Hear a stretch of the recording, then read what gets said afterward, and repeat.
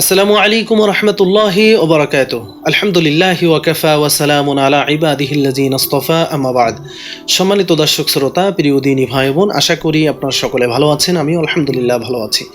আজ উপস্থিত হয়েছে একটি বিষয় নিয়ে, তা হলো স্বামী স্ত্রীর ভিতরে যখন মিলন হয়, স্ত্রী সহবাসের সময় স্বামী স্ত্রী একে অপরের লজ্জাস্থান মুখে নিতে পারবে কিনা, বিশেষ অঙ্গ মুখে নিতে পারবে কিনা, এ সম্পর্কে সংক্ষিপ্ত আকারে বিস্তারিত আলোচনা করার চেষ্টা করব। আমা তাওফীক ইল্লা বিল্লাহ।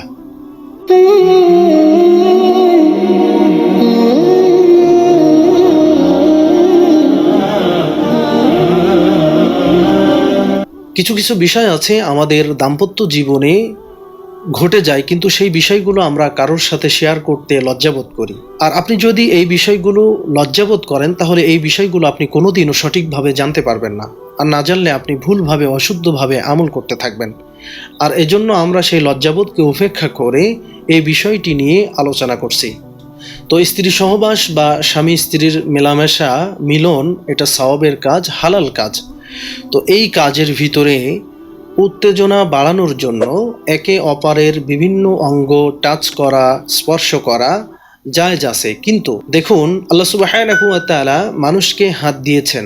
মানুষ হাতের মাধ্যমে তার স্ত্রীকে উত্তেজনা বাড়ানোর জন্য তার হাত যথেষ্ট। আল্লাহ সুবহানাহু ওয়া তাআলা পশুকে হাত দেন নাই।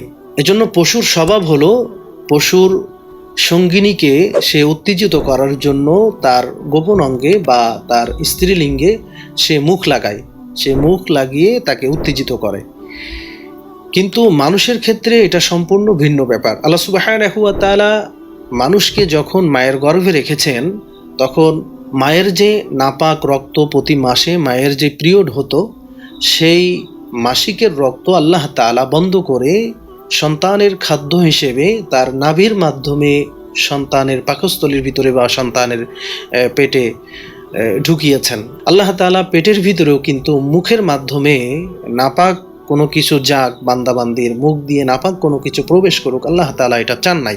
আল্লাহ সুবহানাহু ওয়া তাআলা মানুষের মুখ দিয়েছেন আল্লাহ তাআলার জিকির করার জন্য, আল্লাহ তাআলার গুণগান করার জন্য, কোরআন তিলাওয়াত করার জন্য, ভালো কথা বলার জন্য, সত্য কথা বলার জন্য আল্লাহ তাআলা মানুষের মুখ দিয়েছেন। আর এই মুখে আল্লাহ সুবহানাহু ওয়া তাআলা নাপাক কোনো কিছুকে প্রবেশ করানোর জন্য নিষেধ করেছেন।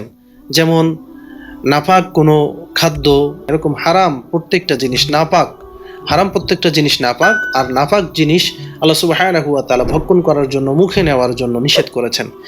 ঠিক তেমনিভাবে আমরা যখন স্ত্রী সহবাস করি, আমাদের স্ত্রীলিঙ্গ বা পুরুষ লিঙ্গ, এখান থেকে যে উত্তেজনার কারণে যে পদার্থ বের হয়, এটা সম্পূর্ণ নাপাক।